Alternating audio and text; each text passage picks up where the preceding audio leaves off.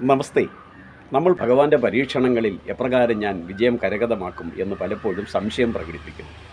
എന്നാൽ പുരാണങ്ങൾ ദർശിച്ചാൽ ഈ പരീക്ഷണങ്ങളിൽ നിന്ന് ആരും തന്നെ മുക്തരല്ല എന്ന് മനസ്സിലാക്കുവാൻ കഴിയും. ഉദാഹരണത്തിന്, ഭഗവാന് 8 ധർമ്മപത്നിമാരായിരുന്നു എന്ന് ഭാഗവതം.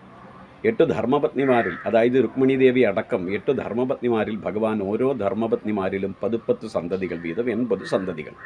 ഭഗവാന്റെ ധർമ്മപത്നിമാരുടെ ഉള്ളിൽ രുക്മിണി ഒഴികെയുള്ള അമ്മമാരുടെ ഉള്ളിൽ ഞാനാണോ കേമി, ഞാനാണോ മിടുക്കി, ഞാനാണോ കൂടുതൽ സമ്പത്തുമായി വന്നത്, എന്തിന് താനല്ലേ കൂടുതൽ ശ്രീധനമായി വന്നത് എന്ന ഒരു ചിന്ത സത്യഭാമയ്ക്ക് പോലും ഇടയ്ക്കിടെ ഉണ്ടാകാറുണ്ടായിരുന്നു. അതിനെ ഇല്ലായ്മ ചെയ്യണമെന്ന് ഭഗവാൻ നിശ്ചയിക്കുകയും അതിനുള്ള പരീക്ഷണം ഒരുക്കുകയും ചെയ്തു. പക്ഷേ തൻ്റെ ധർമ്മപത്നിമാരെ വിളിച്ച്, നിങ്ങളിൽ ആരാണ് എന്നെ ഏറ്റവും കൂടുതൽ മനസ്സിലാക്കിയിട്ടുള്ളത്, എന്നെ ഉത്തമമായി ശുശ്രൂഷിക്കുന്നത് ആരാണ് എന്നറിയുവാൻ എനിക്ക് ആഗ്രഹമുണ്ട്, അതിനായി ഒരു പരീക്ഷണം ഞാൻ നടത്താൻ പോവുകയാണ് എന്ന് ഭഗവാൻ പറയുമ്പോൾ, ഭഗവാന്റെ ജീവിതത്തിലേക്ക് ആദ്യമായി കടന്നു വന്നതും ഭഗവാനെ കൃത്യമായി മനസ്സിലാക്കിയവളുമായ രുക്മിണി ദേവി പുറകിലേക്ക് മാറുന്നു.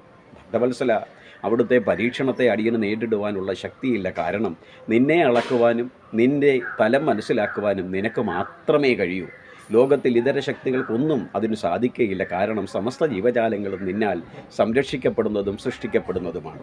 അതുകൊണ്ട് തന്നെ അങ്ങേ ഒരുക്കുന്ന പരീക്ഷണങ്ങൾ അതിഗഹനങ്ങളായിരിക്കും, ദുർഘടങ്ങളായിരിക്കും. അതിനെ മറികടക്കുക എന്നത് വളരെ ബുദ്ധിമുട്ടാണ്. അതുകൊണ്ട് ആ പരീക്ഷണത്തിൽ ഒരുപക്ഷെ ഞാൻ പരാജിതയായാൽ, ഞാൻ ഹൃദയപൂർവ്വമല്ല, അല്ലെങ്കിൽ ശുദ്ധിയോടുകൂടിയല്ല, അല്ലെങ്കിൽ ആത്മാർത്ഥതയോടുകൂടിയല്ല നിന്ന് തെളിഞ്ഞാൽ പിന്നെ എൻ്റെ പ്രാണൻ ത്യജിക്കുക മാത്രമാണ് ഏകമായ പോംവഴി. അതുകൊണ്ട് ഭഗവാനെ, ഒരിക്കലും ഞാൻ ആ സാഹസത്തിന് നിൽക്കില്ല, ഈ പരീക്ഷണത്തിൽ ഞാൻ പങ്കെടുക്കില്ല എന്ന് ചിന്തിച്ചുകൊണ്ട് ആരുമറിയാതെ പുറകിലേക്ക് മാറുമ്പോൾ, കൂടുതൽ സ്വത്തും സമ്പത്തുമായി വന്നവളാണ് താനെന്ന ചിന്തയുള്ള സത്യഭാമയാകട്ടെ, അല്ലെങ്കിൽ ജാംബവതിയാകട്ടെ, ലക്ഷ്മണയാകട്ടെ, ആരും തന്നെ ഭയചകിതരാകുന്നില്ല.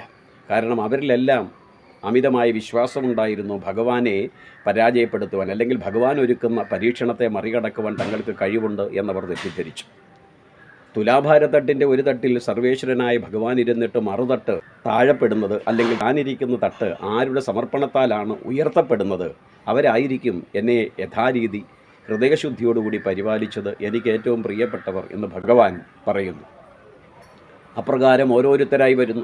തൻ്റെ പിതാവ് തനിക്ക് കൊടുത്തുവിട്ട സൂര്യഭഗവാനിൽ നിന്ന് കരഗതമാക്കിയ അനേകം സ്വർണ്ണക്കട്ടികളുടെ ബലത്തിൽ ഭഗവാൻ ഇരിക്കുന്ന തട്ടിനെ നിഷ്പ്രയാസം പൊക്കാമെന്ന് സത്യഭാമ തെറ്റിദ്ധരിച്ചു, ജാംബവതി തെറ്റിദ്ധരിച്ചു, ലക്ഷ്മണ തെറ്റിദ്ധരിച്ചു, ഭഗവാന്റെ 7 ധർമ്മപത്നിമാരും തെറ്റിദ്ധരിച്ചു. പരിണിത ഫലം, തൻ്റെ കയ്യിലുള്ള സർവ്വ സ്വർണ്ണ ഭാണ്ഡങ്ങളും ഭഗവാന്റെ ഇരുന്ന് തട്ടിൻ്റെ മറുതട്ടിൽ വെച്ചിട്ടും പരാജയമായിരുന്നു സത്യഭാമയ്ക്ക് നേരിടേണ്ടി വന്നത്. എന്നാൽ ഹൃദയശുദ്ധിയോട്